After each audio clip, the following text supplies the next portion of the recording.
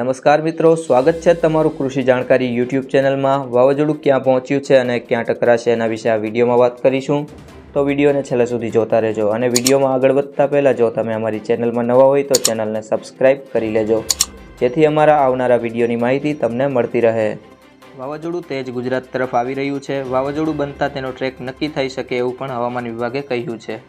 આ સાથે 21 થી 24 મે દરમિયાન ગુજરાતમાં માવઠું થશે। 21 તારીખ સુધી ડિપ્રેશન બનવાની શક્યતા હાલમાં દેખાઈ રહી છે। તો વળી વાવાઝોડાની ગતિ 150 કિલોમીટર પ્રતિ કલાકની હોઈ શકે એવું પણ અનુમાન લગાવી રહ્યા છે।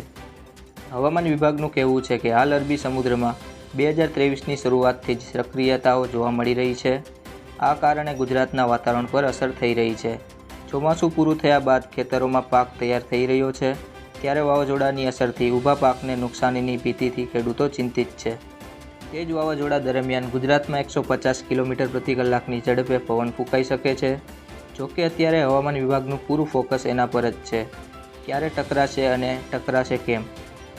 જો તમને આ વિડીયો પસંદ આવ્યો હોય તો વિડીયોને લાઈક કરજો, તમારા મિત્રો સાથે શેર કરજો અને ચેનલમાં નવા હોય તો ચેનલને સબસ્ક્રાઈબ કરી લેજો।